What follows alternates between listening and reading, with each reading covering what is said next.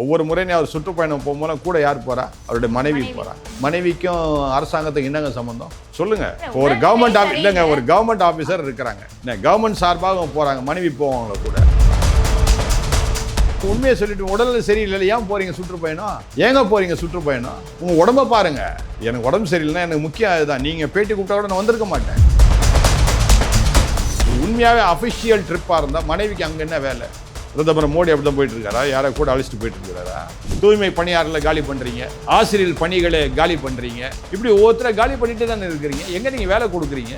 அப்புறம் என்ன வேலைக்காக நான் போறேன், சுற்றுப்பயணம் போறேன், வெளிநாட்டிலேருந்து நான் முதலீடு கொண்டு வர போகிறேன். எத்தனை முதலீடு கொண்டது, எத்தனை கடனை நீங்கள் அடைச்சிருக்கிறீங்க சொல்லுங்கள். அப்போ முதலமைச்சர் அறிக்கை கொடுத்துட்டீங்க, அப்போ நீங்கள் எதுவுமே செய்யலை. இப்போ 4.5 வருஷம் ஆகிடுச்சு, இன்றைக்கி ₹1 வரைக்கும் எந்த பாதிரியாரும் வாங்கலையே. விளங்குதான் நான் சொல்கிறது? அப்போது தேர்தல் அறிக்கை சும்மா பேருக்கு தான் தேர்தல் அறிக்கை கொடுத்துட்டு இருக்கிறாங்க. வெளிநாட்டில் முதலீடு கொண்டு வரணும்னா யாருக்கு கொண்டு வர? எனக்காக கொண்டு வர? மக்களுக்காக கொண்டு வர? இல்லையே, உன்னுடைய குடும்பத்துக்காக கொண்டு வர. அப்போ பிச்சைக்காரத்தனமா நீ நினைக்கிற மக்களை, அதான் அர்த்தம்.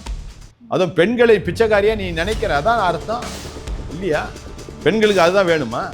₹10 பஸ் மட்டும் தான் வேணுமா? வேற எதுவும் வேண்டாமா பெண்களுக்கு? துணை முதலமைச்சருக்கு அரசாங்கத்தின் மேல ஒரு ஆர்வமும் கிடையாது. அவருக்கு சினிமா துறை மட்டும்தான் ஆர்வம். இதுல ஆர்வமே கிடையாது. மக்கள் எப்படி போனா அதை பற்றி அவருக்கு கவலை கிடையாது.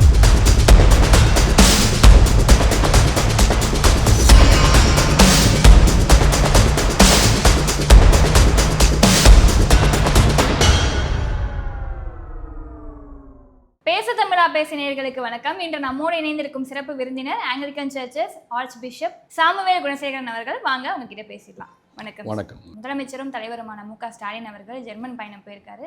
அடுத்ததா லண்டன் கிளம்ப போறதா ஒரு பதிவு வந்திருக்கு. இதுக்கு இடையில என்ன சொல்றாங்க அப்படின்னா, ஒரு 3 நிறுவனங்கள்ல அவர் ஒப்பந்தம் போட்டிருக்காரு 3000 கோடிக்கும் மேல. அந்த 3 நிறுவனங்களுமே தமிழகத்துல ஏற்கனவே இருக்கக்கூடிய நிறுவனங்கள் அப்படின்னு சொல்லிட்டு ஒரு பதிவும் வெளியாகியிருக்கு. இதை பத்தின உங்களுடைய கருத்து என்ன சார்? அதாவது முதலமைச்சர் ஒரு மாதத்துக்கு முந்தி அப்போலோ ஹாஸ்பிட்டலில் அட்மிட் ஆகியிருந்தார். உங்களுக்கு தெரிஞ்சிருக்கும்னு நினைக்கிறேன். அங்கே அவருக்கு செய்ய வேண்டிய உடல்நிலை சரியானபடி செய்யாதபடியினால்தான் இப்போ ஜெர்மனுக்கும் லண்டனுக்கும் அவர் விசிட் பண்ணுறாரு. இது வணிகத்திற்காக அல்லவே அல்ல. ஒவ்வொரு தடவையும் அவர் விசிட் எல்லாம் வெளிநாடுகளுக்கு போகிறாருன்னா உடல்நிலையை கவனிக்கிறதுக்காக தான் போகிறார். ஏன்னா இப்போ அரசாங்கத்தில் என்ன நடக்குதுன்னு அவருக்கு தெரியாது, தமிழ்நாட்டில் என்ன நடக்குதுன்னு அவருக்கு தெரியாது. சும்மா அவர் ஒரு பொம்மை மாதிரி, ஒரு நடமாடும் பொம்மை. இல்ல 2021 திமுக ஆட்சி வந்ததுக்கு அப்புறமா 4 முறை வெளிநாட்டு பயணம் போயிருக்காரு. 10 லட்சம் கோடிக்கும் மேல முதலீடுகளை தமிழ்நாடு. அதெல்லாம் சொல்றது சரி, இது வரைக்கும் என்ன முதலீடு வந்துச்சு சொல்றதோட சரி. இது வரைக்கும் ஒரு முதலீடு வந்தோம் இல்லை, ஒரு 10 பேருக்கு நாங்கள் வேலை கொடுத்தோம் தமிழ்நாட்டில் அப்படின்னு சொல்லியும் ஒரு அறிக்கை இல்லவே இல்லையே. சொல்லலாம், நாங்கள் அதை கொண்டு வந்துட்டேன், இதை கொண்டு வந்துட்டேன், இத்தனை கொண்டு வந்தேன். எத்தனை குடும்பங்கள் இதனால் அவர்கள் பயனளிக்கப்பட்டார்கள், பயனடைந்தார்கள் அப்படின்னு நம்ம சிந்திச்சு பார்க்கணும். எத்தனை முதலீடுகள் மூலமாக எத்தனை ஃபேக்ட்ரிஸோ எத்தனை கம்பெனிஸ் இங்கே தமிழ்நாட்டில் வந்திருக்கு. ஒன்றே ஒன்று சொல்லுங்கள் பார்ப்போம். அவங்க 1000 சொல்லுவாங்க, இத்தனை வந்துச்சு அத்தனை வந்துச்சுன்னு சொல்லுவாங்க. எங்கேயாவது ஒரு புது கம்பெனி திறந்திருக்கிறத, வெளிநாட்டு கம்பெனி திறந்திருக்கிறத, தமிழ்நாட்டில் திறந்திருக்கிறத என்னைக்கா நீங்கள் பார்த்தீங்களா? தொழில்துறை அமைச்சர் அவருடைய பதிவுல குறிப்பிட்டிருக்காரு, நோடாக்ஸ் இந்தியா அப்படின்ற ஒரு நிறுவனம் தமிழகத்துல திறந்திருக்கும் அப்படின்னு சொல்லிட்டு அவருடைய பதிவுலையுமே குறிப்பிட்டிருக்காரு. அதாவது அவருடைய சொந்த கம்பெனியா இருக்கும், அவர் மூலமா வந்த கம்பெனியா இருக்கும். அருமையான முதலமைச்சர் போய் சென்று அவர் மூலமாக ஏதாவது முதலீடு வந்திருக்கிறதா நம்முடைய கேள்வி. சரிங்களா? இப்போ நான் பல கம்பெனியை கொண்டு வரலாம், அதனால் நான் கொண்டு வந்தது முதலமைச்சர் கொண்டு வந்தாருன்னு சொல்ல முடியாது. யார் கொண்டு வந்தாங்கன்னு இருக்குது. அதாவது டிஆர்பி ராஜான்றவர் என்ன, ஏற்கனவே அவர் பிஸ்னஸ் பண்ணுறவர், அவர் பிஸ்னஸ்மேன். அதனால் அவங்களுடைய கம்பெனி அவங்களுடைய முயற்சியில் கொண்டு வந்த சில ஃபேக்ட்ரிகள் இருக்கலாம்.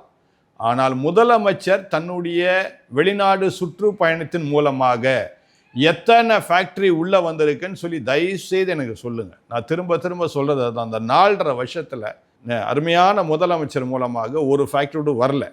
ஆனால் ஒரே ஒரு பரிதாப நிலை எனக்கு புரிந்தது என்னென்னா, பாவம் அவர் உடல்நிலை சரியில்லை, அதனால் அவர் மேலே நான் பரிதாபப்படுறேன். உடல்நிலை சரியில்லை அப்படின்னாலுமே அவர் அரசு பணியை செஞ்சுட்டு தானே சார் இருந்தாரு. அரசு மக்களுக்காக ஓடிட்டே தானே இருக்காரு. அப்படி நீங்கள் தான் சொல்கிறீங்க. மக்களுக்கு என்ன ஓட்டினார் அவர்? முதல் 6 மாதம் நீங்கள் பார்த்தீங்கன்னா, சட்டசபையில் அவர் முதலமைச்சராக உட்கார்ந்து 6 மாதம் பார்த்தீங்கன்னா அந்த ஓட்டத்துக்கும் இன்றைக்கி இருக்கிற ஓட்டத்துக்கும் வித்தியாசம் இருக்கும். அன்னைக்கு அவர் நேரடியாக எல்லாவற்றையும் பார்த்து நன்றாக இருந்தது 6 மாதம். நான் குறையே சொல்ல மாட்டேன். திமுக அரசு முதல் 6 மாதம் மிக மிக நல்லா இருந்தது. அதற்கு பிற்பாடு அவர் உடல்நிலை சரியில்லை. அவரை நான் குறைய மறுபடியும் அவரை குறை சொல்ல மாட்டேன். உடல்நிலை சரியில்லை. ஆனால் அவரை முதலமைச்சர் பொறுப்பிலிருந்து நீக்கிட்டாங்கன்னு வச்சுங்க, மொத்தமாக கொலாப்ஸ் ஆகிடும். திமுக என்ற கட்சியே கொலாப்ஸ் ஆகிடும். என்ன, அரசாங்கமே கொலாப்ஸ் ஆகிடும். இன்னைக்கு மக்களுக்கு யாரும் எதுவும் செய்யலை திமுக மூலமாக. இது முதலமைச்சருக்கு தெரியவே தெரியாது. நான் மறுபடியும் சொல்கிறேன், அவர் நல்லவர். ஆனால் அவர் போகிற வெளிநாடு சுற்றுப்பயணம் என்றால் அருமையான பிரதமர் மோடி மாதிரி கிடையாது. இவர் தன்னுடைய சொந்த விருப்பத்திற்காக போகிறார். ஆனால் தொழில் முனைவதற்காக போவதற்காக மக்களிடத்தில் சொல்லப்படுகின்றதை தவிர குடும்பத்தாருக்கு நன்றாக தெரியும் ஏன் போகின்றார். ஒவ்வொரு முறையும் அவர் சுற்றுப்பயணம் போகும்போது கூட யார் போகிறா? அவருடைய மனைவி போகிறாங்க. மனைவிக்கும் அரசாங்கத்துக்கு என்னங்க சம்பந்தம் சொல்லுங்க? இப்போ ஒரு கவர்மெண்ட் இல்லைங்க, ஒரு கவர்மெண்ட் ஆஃபீஸர் இருக்கிறாங்க, என்ன கவர்மெண்ட் சார்பாக அவங்க போகிறாங்க, மனைவி போவாங்களா கூட? என்ன சார், இப்போ உடல்நிலை சரியில்லாம இருக்கு, அப்ப அவங்கள பாத்துக்கணும் அப்படின்னா கூட இருக்க மனைவி. அப்போ உண்மையை சொல்லிட்டு போங்க. உண்மையை சொல்லிட்டு, உடல்நிலை சரியில்லை ஏன் போறீங்க சுற்றுப்பயணம்? ஏங்க போறீங்க சுற்றுப்பயணம்? உங்க உடம்ப பாருங்க. எனக்கு உடம்பு சரியில்லைன்னா எனக்கு முக்கியம் அதுதான். நீங்க பேட்டி கூப்பிட்டா கூட நான் வந்திருக்க மாட்டேன். என் உடம்பு தான் முக்கியம் எனக்கு. நான் வீட்டில் உட்காந்து கூட நான் என்ன பேட்டி கொடுக்கணும்னு சொல்லுவேனே தவிர இதுக்காக புறப்பட்ட உங்கள் ஸ்டூடியோக்கு வரணும் அவசியமே இல்லையே. ஏன் அவர் சுற்றுப்பயணம் போன? யாரை சுற்றுப்பயணம் போக சொன்னாங்களா அவரை? சொல்லுங்க, அவரை சுற்றுப்பயணம் போக சொன்னாங்களா? இவரை உடலை சரி செய்வதற்காக அவர் போறாரு, மனைவி கூட போறாங்க. இது உண்மையாகவே அஃபிஷியல் ட்ரிப்பாக இருந்தால் மனைவிக்கு அங்கே என்ன வேலை? பிரதமர் மோடி அப்படி தான் போயிட்டு இருக்காரா? யாரை கூட அழைச்சிட்டு போயிட்டு இருக்கிறாரா? சொல்லுங்க, அவர் கொண்டு வரலையா? இதன் மூலமாக எத்தனை நாடுகளுக்கு இந்தியா இன்னைக்கு எவ்வளோ ஃபேமஸாக இருக்குது. ஏன் முதலமைச்சர் அதை செய்ய முடியல? தமிழ்நாட்டுக்கு வேண்டிய இன்னும் நிறைய பற்றாக்குறைகள் இருக்குது மக்களுக்கு இது வேண்டியது. இன்னைக்கு வட இந்திய மக்கள் தமிழ்நாட்டில் வேலை செய்கிறாங்க. ஏன் தமிழ்நாட்டில் மக்களுக்கு வேலை கிடைக்கல?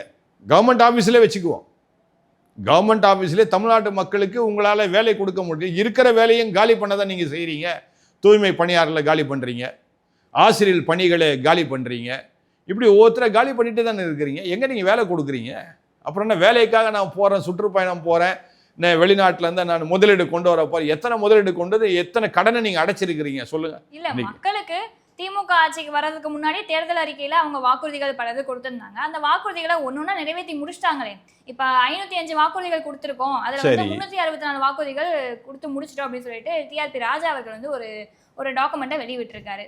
அதன்படி பார்த்தா நாங்கள் வாக்குறுதி கொடுத்தது மட்டும் இல்லாமல் அது போக தமிழ்நாட்டு மக்களுக்கு அதிகமாகவே பண்ணியிருக்கோம் அப்படின்னு சொல்லிட்டு ஒரு விஷயமும் சொல்லியிருக்காரு. அப்போ மக்களுக்கு நல்ல விஷயம் தானே பண்ணுறாரு இவர். அதாவது சொன்னது யாருன்னு சொன்னீங்க நீங்கள்? தங்கம் தென்னரசு. சரி, தங்கம் தென்னரசு ஒரு அமைச்சர்.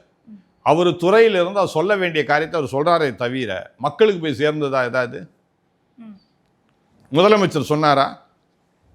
அதாவது இந்த தேர்தல் அறிக்கையெல்லாம் கொடுத்தது முதலமைச்சர் தான். அவர் முதலமைச்சருமே சொல்லியிருக்காரு 99% நாங்கள் வாக்குறுதிகளை நிறைவேற்றிட்டோம், இன்னும் 1% மட்டும்தான் நிறைவேற்றல அப்படின்னு. சரி, இப்போ நான் அதுக்கும் வரேங்க. முதலமைச்சரே சொன்னதாக நீங்கள் சொல்கிறீங்க. முதலமைச்சர் சொல்லும் போது முன்னாடி ஒரு பேப்பர் வச்சு பார்த்து பேசியிருப்பார். அதை சொந்த இதிலேருந்து வந்திருக்காரு. முன்னாடி இந்த பேப்பரை பார்த்து வாசித்திருப்பார். அது ஏன்னா அவருக்கு எழுதி கொடுத்தா தான் இப்போ வாசிக்க முடியும். எல்லா கட்சி தலைவர்களுமே இப்போ ஏதாவது எழுதி கொடுத்தாதான் அதை பார்த்து வாசிக்க தான் செய்கிறாங்க. மற்ற கட்சிக்காரங்களை வைத்து அருமையான முதலமைச்சர் ஸ்டாலினை ஒப்பிடாதீங்க. முதலமைச்சர் ஸ்டாலின் அரசியலில் ஊர்னவர். தன்னுடைய 15வது வயதிலிருந்து தகப்பனாரோடு கூட அருமையான டாக்டர் கலைஞரோடு கூட வாழ்ந்தவர். அரசியல்னா என்னன்னு கரைச்சி குடித்தவர். அரசியலுக்காக காங்கிரஸால் துன்புறுத்தப்பட்டவர். மீசா கைதியாக போனவர் அவர். சரிங்களா? அந்த பாடுகளும் பட்டு வந்தவர் தான் அருமையான முதலமைச்சர். இப்போது அதே திமுகவில் யாருமே அப்படி கிடையாது. அப்படி இருந்தவங்களாம் போயிட்டாங்க, இப்போ இல்லை. அதனால் முதலமைச்சர் இன்றைக்கு எதால் என்ன செய்ய முடியல? அவரால் என்ன, அவருடைய நினைவில் அவர் ஒன்றுமே இல்லை, நினைவாற்றலில் இல்லை. அவர் மற்றவர்கள் சொல்கிறது தான் செய்கிறாரு. அந்த முதலமைச்சர் வாசிக்கிறார், மற்றவங்களும் வாசித்தான் பேசுகிறாங்கன்னு வேறு விஷயம். இவர் வாசித்து பேச வேண்டிய அவசியமே கிடையாது. ஏன்னா இவர் ஃபிங்கர் டிப்ஸில் எல்லாம் வச்சிருக்கிறார் அருமையான முதலமைச்சர். ஆனால் இன்னைக்கு அது இல்லை, உடல்நிலை சரியில்லை. அதனால் இவங்க கொடுத்த அறிக்கையெல்லாம், தேர்தல் அறிக்கையெல்லாம் ஒன்றுமே நடக்கலை. ஒரே ஒரு உதாரணம் நான் சொல்கிறேன், ஒரு சின்ன உதாரணம். கிறிஸ்தவர்களுக்கு அவர் கொடுத்த தேர்தல் அறிக்கை என்னென்னா, இந்த கிறிஸ்தவ பாதிரியார்களுக்கு நாங்கள் உதவி தொகை நாங்கள் கொடுப்போம், நலத்திட்டம் என்று ஒன்றை நாங்கள் ஆரம்பித்து அதன் மூலமாக நலத்திட்டத்தின் மூலமாக நாங்கள் உதவி செய்வோம் சொன்னாங்க. இதே காரியத்தை நான் 2 வருஷத்துக்கு முன்னாடி நான் பேசும்போது என்ன பண்ணாங்க, அப்போ தான் கொஞ்சம் அவங்களுக்கு சொரணை ஏறிச்சு. என்னடா இப்படி ஒருத்தர் பேசுகிறாரு, ஒரு பேராயர் பேசுகிறாருன்னு சொல்லிட்டு அப்ளிகேஷன் கொடுக்க ஆரம்பித்தாங்க. சரிங்களா? அதுலேயும் அப்ளிகேஷன் எப்படின்னா, அவங்க என்ன சொன்னாங்க, கலெக்டர்கிட்ட போய் டிஸ்ட்ரிக்ட் கலெக்டர் போய் வாங்குங்கன்னு சொன்னாங்க. அப்போ எனக்கு கீழே இருக்கிற ஒரு பாதிரியாரை கூப்பிட்டு நான் சொன்னேன், அந்த அப்ளிகேஷனை வாங்கிட்டு வா, அது என்னதான் இருக்குன்னு பார்க்கலாம், அப்ளை பண்ணுறதுக்காக இல்லை, அதில் அப்ளிகேஷனில் என்ன இருக்குன்னு பார்க்கலாம், போய் வாங்கிட்டு வான்னு சொல்லி மெட்ராஸ் கலெக்டரேட்டில் போய் கேட்கும் போது அப்ளிகேஷன் காலி ஆகிடுச்சு. பிரிண்ட் ஆகி வந்தோம், நாங்கள் தரோன்னு சொன்னாங்க. இன்னைக்கு வரைக்கும் எங்களுக்கு கிடைக்கல. அப்போ அது அதிகாரிகள் தவறு தானே சார், முதலமைச்சர் தவறு இல்லையே? முதலமைச்சர் கவனிக்கணும் இல்லையா? முதலமைச்சர் கவனிக்கணும் இல்லையா? இப்போ நான் ஒரு அறிக்கை கொடுக்குறது பெருசு இல்லை, அந்த அறிக்கை நடக்குதான்னு பார்க்கணும் இல்லையா?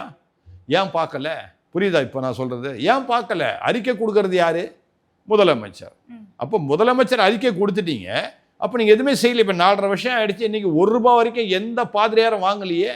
விளங்குதான் நான் சொல்கிறது? அப்போது தேர்தல் அறிக்கை சும்மா பேருக்கு தான் தேர்தல் அறிக்கை கொடுத்துட்டு இருக்கிறாங்க. இப்போ ஒரு புது கதை நடந்துட்டு இருக்குது. என்னென்னா, வர செப்டம்பர் 15ஆம் தேதி என்ன பண்ணுறாங்க, சிறுபான்மையர்களுடைய திருச்சபைகள், எங்கெல்லாம் கிறிஸ்தவ திருச்சபைகளுக்கு கலெக்டர் அப்ரூவல் இல்லையோ நீங்கள்லாம் வாங்க, தமிழ்நாடு முழுக்க வாங்க, சென்னை YMCA நந்தனத்தில் ஒரு மீட்டிங் இருக்குது, நீங்கள் அப்ளிகேஷன் கொடுங்க, உடனே அப்ரூவல் வாங்கி தரேன்றாங்க. நல்ல விஷயம் தான் நீங்கள் சொல்கிறீங்க இல்லையா? அப்போ ரோட்டில் இருக்கிற கோயிலெலாம் இருக்குது, எல்லாம் அப்ரூவல் வாங்கிட்டாங்களா? எத்தனை தெருவில் மெயின் ரோட்லேயே கோயில்கள் இருக்குது, அப்ரூவல் வாங்கி தான் கட்டியிருக்காங்களா எல்லாரும்? சொல்லுங்கள். அப்போ இதுக்கு மட்டும் ஏன் அப்ரூவல் வேணும்? அப்போது கிறிஸ்தவர்களை ஏமாற்றுவதற்காக இப்படி ஒரு அறிக்கையை கொடுத்து தேர்தல் வரும்போதெல்லாம் ஏதாவது ஒன்று சொல்லி நீங்கள் கிறிஸ்தவர்களுடைய வாக்குகள் வேண்டதுக்கு ஏதாவது ஒரு அறிக்கை கொடுப்பீங்க. இப்படி தான்மா எல்லா அறிக்கையும். அவங்க என்ன சொன்னாங்க, தேர்தல் அறிக்கையில் இந்த தூய்மை பணியாளர்களுக்கு நாங்கள் கட்டாயம் உங்களை அரசாங்கமாக்குவோம் அப்படின்னு சொன்னாங்க. அரசாங்கம் ஆக்கினாங்களா? அதை தானே போன மாதம் கேட்டாங்க அவங்க. அதுக்காக தான் பாவம் ஸ்ட்ரைக்லாம் பண்ணாங்க. அவங்க தூய்மை பணி செய்தால் தானே நம்முடைய நகரமே தூய்மையாக இருக்கும். ஏன் கொடுத்துட்டு போகலாமே, தவறு இல்லையே. யாருக்கோ நீங்கள் செய்கிறீங்க, அவங்க பாவம் கஷ்டப்படுறாங்க, அவங்களுக்கு செய்திருக்கலாமே, ஏன் செய்யலை?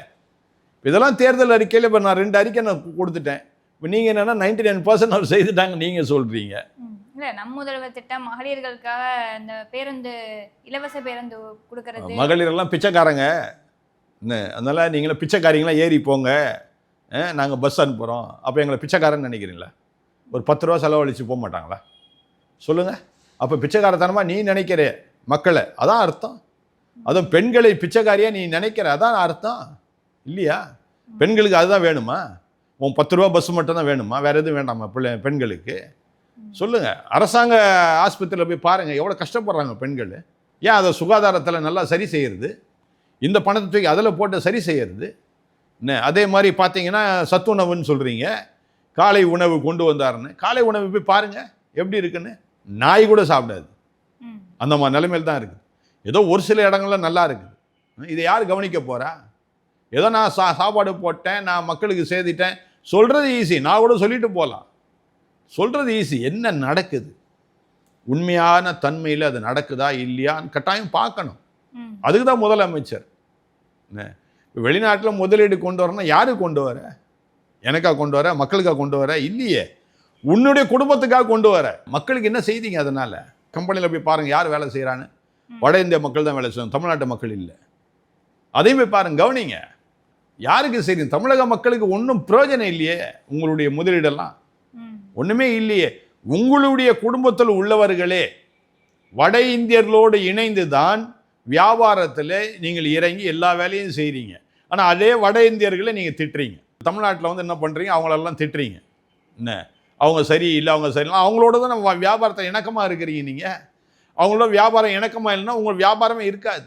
ஏன் நீங்கள் தமிழக மக்களை ஏமாத்துறீங்க இந்த மாதிரி நான் கேட்குறேன். நான் இப்போ அதே மாதிரி பார்த்தீங்கன்னா சமீப நாட்களுக்கு முன்னாடி டிஜிபி, பொறுப்பு டிஜிபி அப்படின்னு சொல்லிட்டு ஒரு பதவி கொடுத்துட்டு போயிருந்தாரு. அதுவும் 9ஆவதாக இருக்கக்கூடிய ஒருத்தர் கொடுத்துருந்தாரு. அதை பற்றி உங்களுடைய கருத்து? ஆமாங்க, இதுதான் நிர்வாக திறமை இல்லாத ஒரு அரசாங்கம். நான் என்ன சொல்கிறேன், முதல்ல இருக்கிற லிஸ்ட்டில் இருக்கிறவங்களுக்கே பொறுப்பு டிஜிபியை கொடுத்துருக்கலாமே.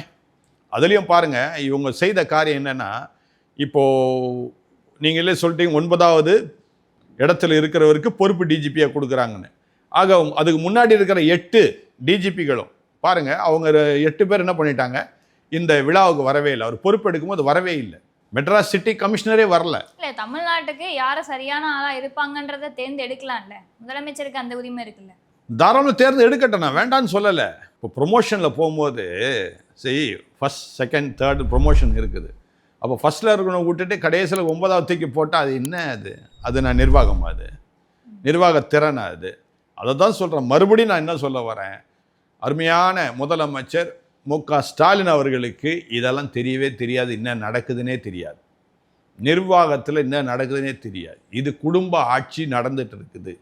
குடும்பத்தில் உள்ளவர்கள் செய்கின்ற காரியம் இது.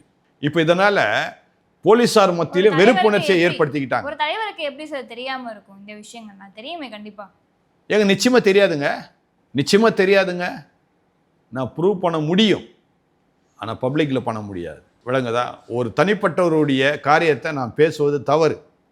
ஆனால் நிர்வாகம் சரியில்லைன்னு சொல்வதற்காக தான் நான் சொல்கிறேன். அவர் உடல்நிலை சரியில்லை, அமைதியாக இருக்கிறாங்க. அதுக்காக தான் துணை முதலமைச்சரும் கொண்டு வந்தாங்க. துணை முதலமைச்சருக்கு அரசாங்கத்தின் மேலே ஒரு ஆர்வமும் கிடையாது. அவருக்கு சினிமா துறை மட்டும்தான் ஆர்வம். இதில் ஆர்வமே கிடையாது. மக்கள் எப்படி போனால் அதை பற்றி அவருக்கு கவலை கிடையாது. ஆக துணை முதலமைச்சரும் ஒன்றும் ஆக்டிங்கில் இல்லை, முதலமைச்சரும் ஆக்டிங்கில் இல்லை. அவங்கள சுற்றி உள்ளவங்க தான் ஆக்டிங். சரிங்களா? ஆக குடும்ப ஆட்சி தான் நடந்துட்டு இருக்குதே தவிர, இங்கே முதலமைச்சர் நல்லவருங்க. அவரை நான் குறை சொல்ல விரும்பலை, ஆனால் உடல்நிலை சரியில்லை, பாவம் அவர். இவ்வளோ நேரம் எங்களோட இணைஞ்சு உங்களுடைய ஒரு தெளிவான விளக்கத்தை கொடுத்ததுக்கு ரொம்ப நன்றி. நன்றிங்க.